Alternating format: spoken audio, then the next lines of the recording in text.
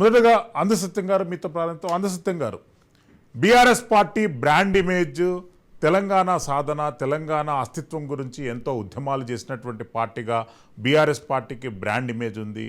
ఇప్పుడు బీజేపీతో కలిస్తే ఆ ఇమేజ్ ప్రశ్నార్థకంగా మారుతుందా, లేదు అంటనంటే బీజేపీలో బీఆర్ఎస్ విలీనం అయిపోవడంతో అన్నీ ఒకటే అవుతాయా? బీఆర్ఎస్ కు బ్రాండ్ ఇమేజ్ లేదండి, టిఆర్ఎస్ కు బ్రాండ్ ఇమేజ్ ఉంది. Yes, you are right.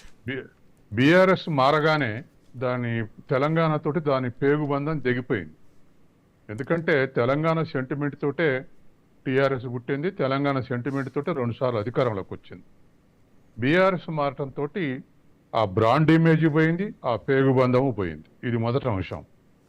రెండోది, ఇవాళ బీజేపీ తోటి మిత్రుడుగా మారబోతుంది అనేటువంటిది డిబేట్. మారబోతే ఇవాళ చంద్రబాబు నాయుడు ఆంధ్రప్రదేశ్లో మేజర్ ఫోర్స్. వాళ్ళ నుంచి 2-3 బీజేపీలో చేరారు. సీఎం రమేష్, సుజనా చౌదరి రెండింటి సమన్వయం చేశారనేది ఒక అంచనా. కాబట్టి ఇక్కడ కూడా 4 రాజ్యసభ సభ్యుల్ని బీజేపీలో చేర్చి ఒక సమన్వయం చేయడానికి ప్రయత్నం చేస్తున్నారు అనేటువంటిది వాళ్ళు ఉన్నటువంటి వార్తలు. అయితే తెలంగాణలో బీజేపీ అవకాశాన్ని చేజార్చుకోదు. ఎందుకు చేజార్చుకోదంటే అక్కడ అధికారంలోకి వచ్చేది తెలుగుదేశం, ఇక్కడ అధికారంలోకి వచ్చేది బీజేపీ తెలంగాణలో. కాబట్టి క్వైట్ డిఫరెన్స్ ఉంది.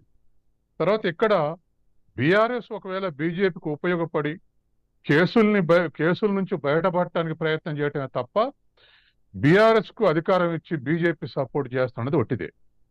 తర్వాత రెండోది, పరిమాణాత్మకంగా గుణాత్మకంగా చూస్తే ఇవాళ 35% ఓటింగ్ తోటి బీజేపీ ఉంది, 16% ఓటింగ్ తోటి బీఆర్ఎస్ ఉంది.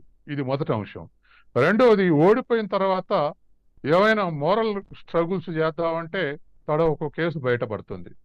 కాళేశ్వరం బయటపడింది, లిక్కర్ స్కామ్ బయటపడింది, గొర్రెల స్కామ్ బయటపడింది, విద్యుత్ శక్తి వ్యవహారం నడుస్తుంది.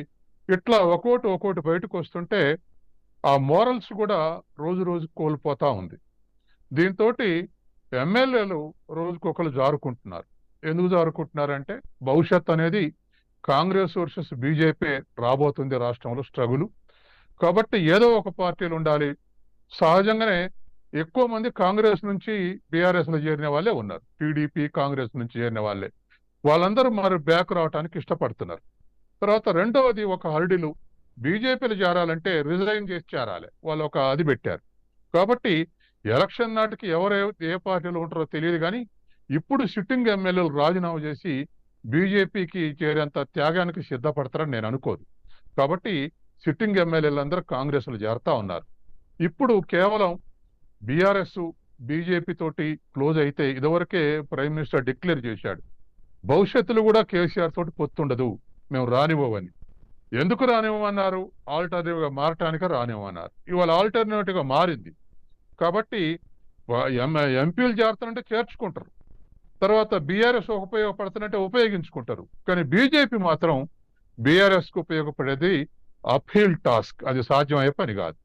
తర్వాత రెండవది, బీజేపీ తోటి దగ్గరై ఉన్నటువంటి పార్టీలు సహజంగానే బీజేపీ ఆర్గనైజేషనల్ క్యాపబిలిటీస్ తో తట్టుకోలేక డిజప్పేర్ అయినాయి. అస్సాంలో ఏజీపీ మాయమైపోయింది, ఉత్తరప్రదేశ్ లో బీఎస్పీ మాయమైపోయింది, గోవాలో గోవంతక్ పార్టీ మాయమైపోయింది. ఇట్లా క్లోజ్ గా ఉండి పర్మనెంట్ అసోసియేషన్ ఉన్నటువంటి ప్రాంతీయ పార్టీలు తట్టుకోలేక డిజప్పేర్ అయినాయి. ఇందులో ఉండటం ఇందులో పొత్తెందుకు, బీజేపీలో జరిగిపోతే సరిపోతుంది కదా అనుకొని అందరు బీజేపీలో జరిపోయారు.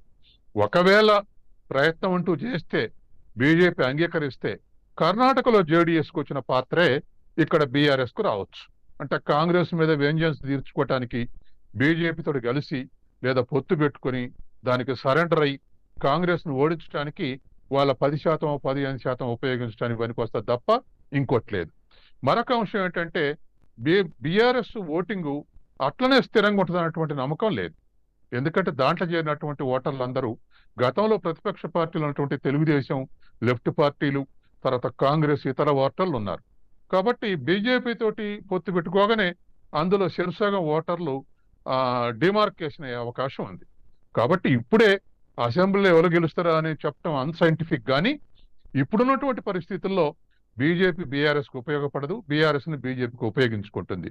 జగన్ కేసుల నుండి ఎట్లా బీజేపీకి ఉపయోగపడటం, ఇప్పుడు రాబోయే కేసులకు, ఉన్న కేసులకు తప్పించుకోవటానికి బీఆర్ఎస్ బీజేపీకి ఉపయోగపడేటువంటి అవకాశం ఉంది తప్ప మరొకటి బీఆర్ఎస్ బెనిఫిట్ అయ్యేటువంటి అవకాశం లేదు.